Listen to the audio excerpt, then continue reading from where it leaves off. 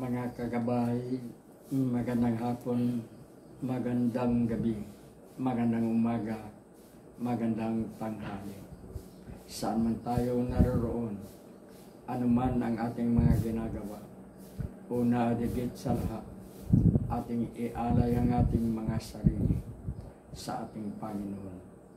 Sa loob lamang ng ilang mga sandali, ating dalhin ang presensya ng Diyos.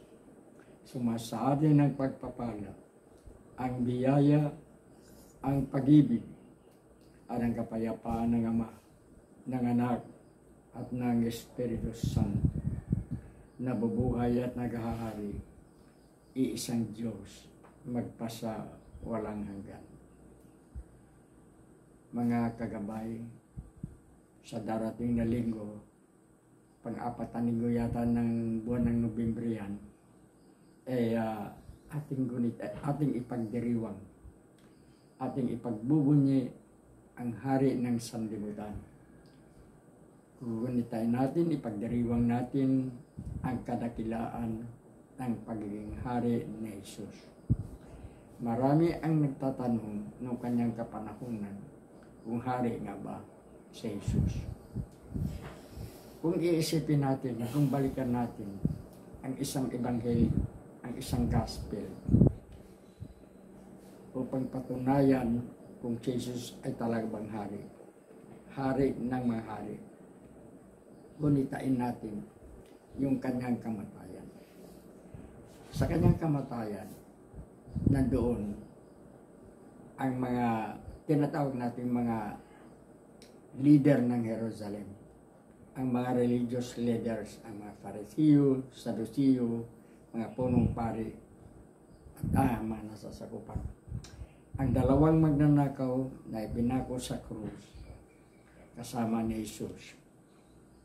Ang mga kawal Romano na nagpahirap at pumatay sa ating Panginoon, at ang mga mamamayan. Malinaw na kaya pinatay si Jesus sapagkat hindi tinanggap, hindi pinaniwalaan si Jesus na siya ay ang Mesiyas, na siya ay ang ating hari. At ilalait nga nila si Jesus at nilagyan ng koronang tinik ni Pilato bilang korona ni Jesus. At sa kanyang krus, inilagay ang mga titik na mga letrang J, N, R, G o Henry. Kasi yung J as in jar sa wikang Latino ay I, parang I. Yeso, sa halip na Jesus. Jesus, at parang ganun ang pag-ano niyan, Henry. Jesus Nazareno, hari ng mga Hudyo. Jesus of Nazareth, King of the Jews. Hindi yan ay J as in jar. So yan ang paglalait sa pagkahari ni Jesus.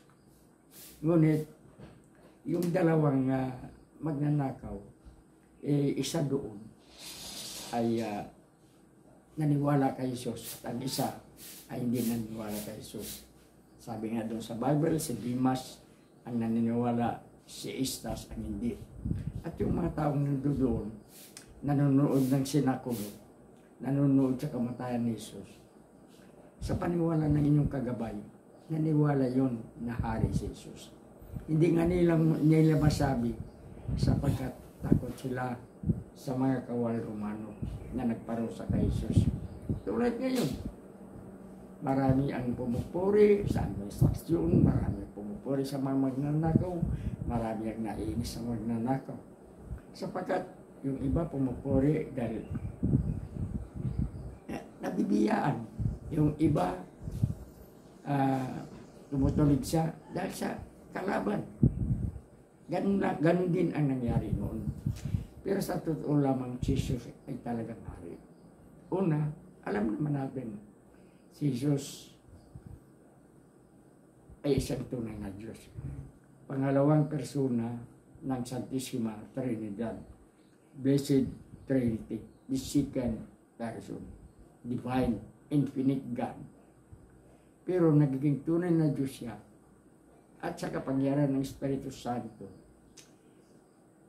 nabuo sa sinapupunan ni Maria, naging tao alang-alang sa ating kaligtasan. Ngunit sa pagiging tao ni Jesus, hindi naalis ang kanyang pagka-Diyos. Nang lumabas siya, hindi natin alam kung paano paraan lumabas siya sa sinapupunan ni Mama Mary dahil wala namang ipinakita kung paano. Ngunit, hindi naalis ang kanyang pagiging Diyos. At siya ay namatay nga noong Biyernes Santo. Namatay na ipinako sa krus. Ngunit, kung si Jesus hindi hari, kung si Jesus hindi Diyos, kung si Jesus hindi tagapagligtas, hindi niya magawa ang kanyang milagro. Tao siya ng ginawa niya. Binuhay niya ang mga patay. Binuhay niya si Lazaro, kapatid ni Magdalena at ni Marta, napatay na. Walang sinma sa atin, maski pinakamagaling na manggagamot na makabuhay ng isang taong patay na. So maniwala tayo na isang Diyos lamang. Kaya totoong hari si Jesus.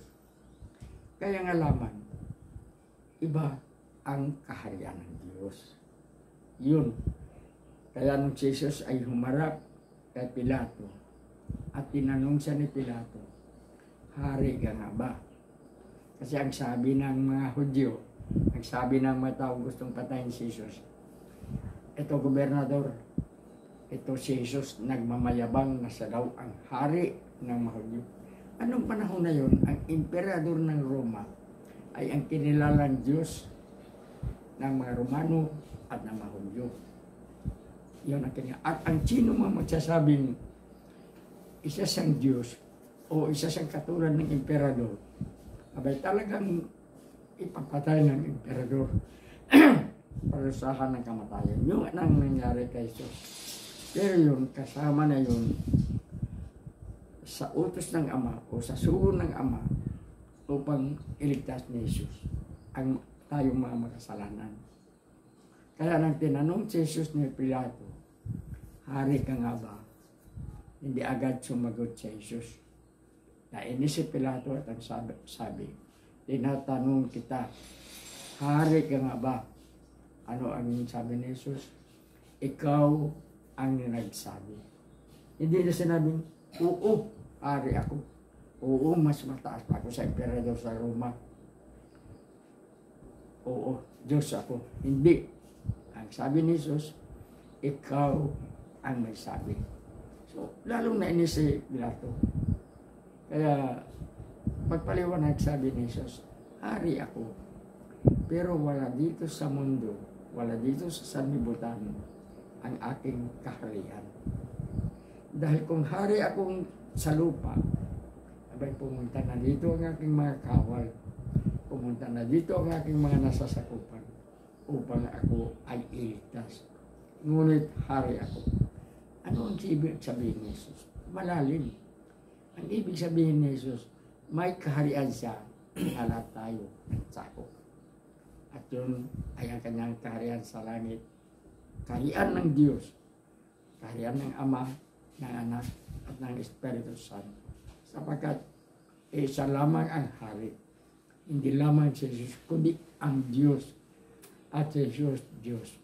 Diyos ang Ama, Diyos ang Anak, Diyos ang Espiritu Santo. Tatlong magkakaibang persona. Ngunit iisa ang Diyos. Kaya sa ating pagdiriwang, sa ating pagunita, sa pagkahari ni Jesus, tandaan natin ang ating pagtanggap ng kanyang pagiging hari. Sumasalangit ka, sundin ang loob mo dito sa lupa, magiging sa langit. Si Jesus ang ating hari. Kaya maniwala tayo, umapit tayo sa Kanya. Ano man ang ating pangangailangan, sino mang mga makapangyarihang politiko ngayon sa buong mundo, sino man sila Trump, sino man sila Marcos, lahat yan ay mababang hari, mababang leader. Kasi dapat natin kilalaning hari, si Jesus.